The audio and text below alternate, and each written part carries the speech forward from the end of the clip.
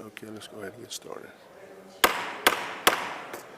Bring the meeting to order of the City Council's agenda briefing meeting on this January 3rd, 2022. I will take a roll call.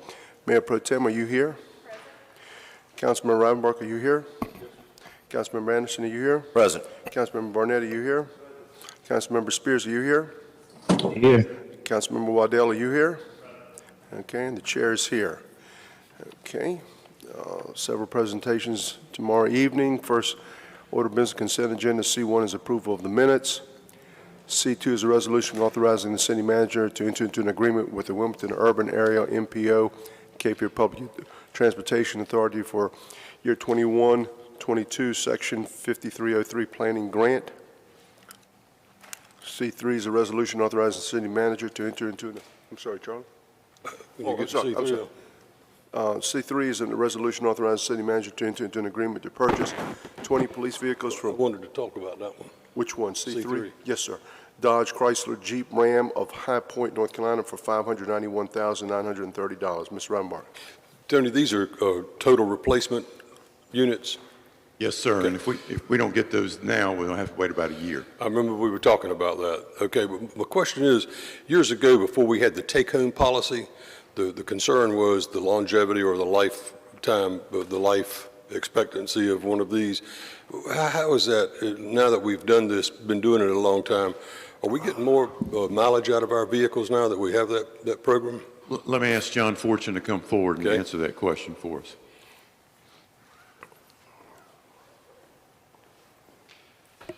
Good morning. I became fleet manager shortly after the take-home program became or took effect. We are seeing about 100,000 miles, 6 years for marked vehicles. That's about as long as they're lasting. So our targeted mark is 100,000 miles is what we want to see on these cars, and they're making it to that 6-year replacement. And then unmarked vehicles is 8 years, and they don't get driven anywhere as much as the marked vehicles. Does that answer your question? Kind of. Okay. Well, let me ask you this. On a marked vehicle, I understand that these, correct me if I'm wrong, these units are assigned Correct. to an individual. Yes. And they run, I remember a day when they ran sometimes 2 and 3 shifts a day. Right. That's not the case now.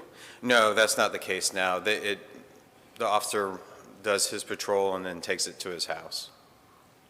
And I also understand, I'm not so naive as to know they don't have to go fast, stop, go, traffic, city traffic, whatever. But, vehicles today, used to when a car, anybody's car, the lady that lived at 4th and Princess and only drove it to church, when it got to be 100,000 miles, it was ready for the junkyard. Right. And that's not the case now.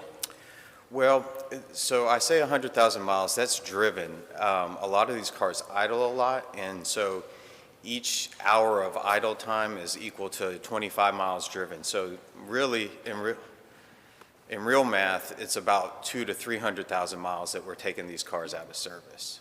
That's another thing I've often wondered when I go by a car that's nobody in it and it's running. Yes. I'm wondering, why is it running? Well, we have a no idle policy, but in some cases, with the blue lights running or something like that, it will drain the battery down. They have to leave it running. Thank you. Yes, sir. C4 is a resolution authorizing the city manager to purchase athletic lighting in an amount of $800,000 from Musco Sports Lighting LLC for the Encino Sports Complex project. Questions, comments? Public hearings. PH1 is an ordinance amending the official zoning map of the city to rezone property containing 1.01 acres of land located at 4706 Wilshire Boulevard from RBCD, Regional Business Conditional District, to CSCD, Commercial Services Conditional District, for a 4-story mini warehousing development. PH2 is an ordinance amending the official zoning map of the city to rezone property containing 1.90 acres of land located at 3380 and 3400 Masonboro Loop Road, O&I 1 CD Office and Institutional Conditional District to MD10 CD Medium Density Multi-Dwelling Residential Conditional District to allow for a 16-unit townhome development. PH3 is an ordinance amending the official zoning map of the city to rezone property containing 0.22 of an acre of land located at 214 Market Street from HD Historic District to CBD HDOCD Central Business District Historic District Overlay Conditional District to allow a restaurant use with outdoor seating and other limited uses. And then PH4 is an ordinance for the closure of a portion of a 30-foot wide unimproved right-of-way Washington Street located between 2326 and 2374 Carolina Beach Road, which is the terminus, approximately 525 feet in length, consisting of 0.1666 an acre of land. Okay. Ordinances. 01 is an ordinance appropriating $15,542 to the Parks and Recreation Capital Fund for the 1898 Memorial Park Improvement Project for new signage, $5,000 from the grant award received from the North Carolina Community Foundation, and $10,542 from Parks Facilities Maintenance Project. Then 02 is an ordinance appropriating a $10,000 grant award from Stonyfield Farm Incorporated for a land management pilot program at the Olson Softball Complex. 03 is an ordinance authorizing the creation of one full-time limited position funded by a grant from the U.S. Department of Housing and Urban Development and the Office of Lead Hazard Control and Healthy Homes. This is coming from grant funds. Yes, sir, Mr. Reinbart. With regard to the one full-time, time-limited position, at the end of the appointment or the however long the funds hold out, then there's a 90-day cooling off period, if you want to call it that, after that. As I understand it, it's a 90-day period beyond the close of the fiscal year for the grant. So it would be beyond July 2022, Okay. I believe. So, And so it'd be 90 days beyond the close of the fiscal year grant. so anything after that, that would become a city obligation, Yes, sir, but in theory, this position would go away as the grant would go away. in theory. Yes, sir. Okay, thank you. 04 is an ordinance making supplemental appropriations in the amount of $26,856 for salary and benefits for a full-time paralegal position in the city attorney's office to help expedite the city's current capital improvement projects. One more. Yes, sir. On this particular one, I know it sounds like I'm borrowing a little bit of Kevin Grady, and I am.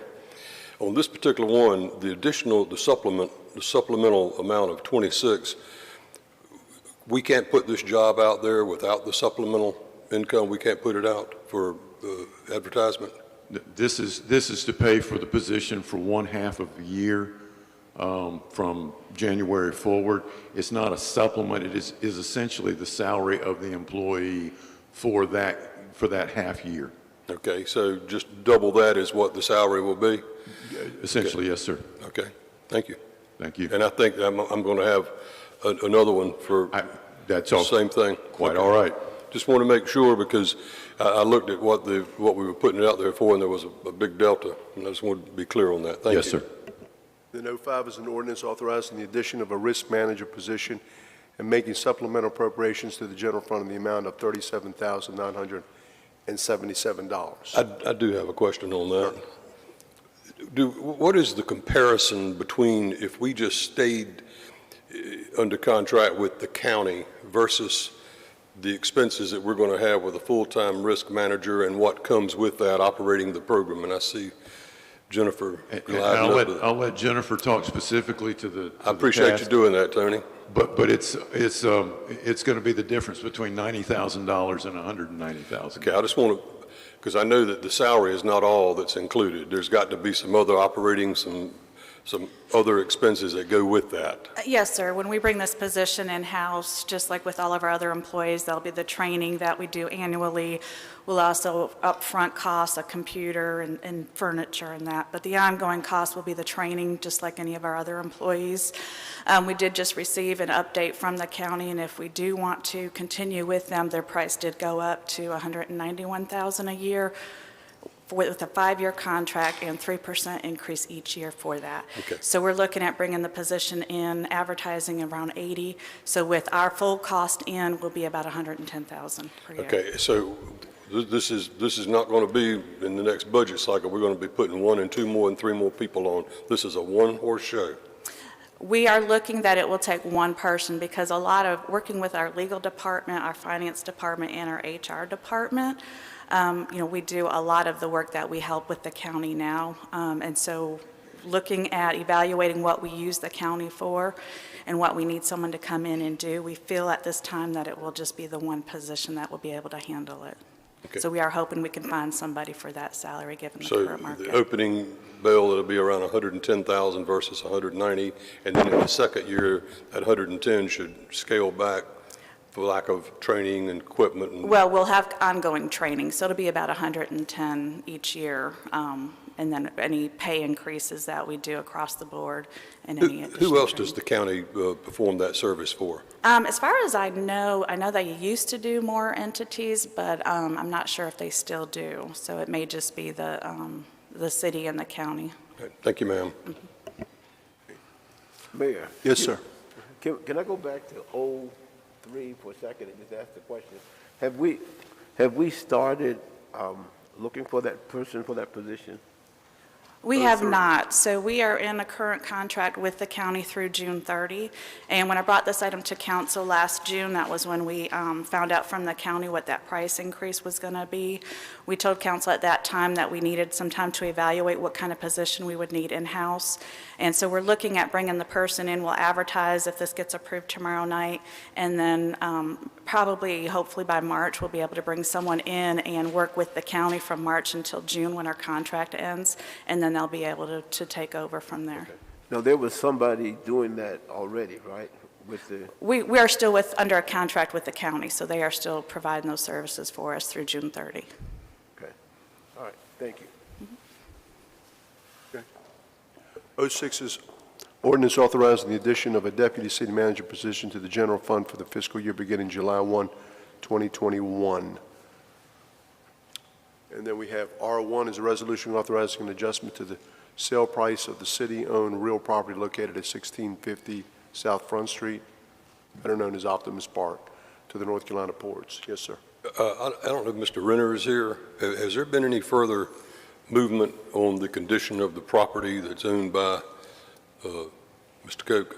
I do not know. We'll have a report for you tomorrow night. Thank you. And then R2 is a resolution appointing A. Penelope Spicer Sidbury as city clerk, and then R3 is a resolution appointing John Joy as city attorney. And that concludes this portion of the meeting. Mr. City Manager? Mr. Mayor, we have but one item for you this morning, and we'd ask you to go into closed session to discuss that, please. Okay, very good.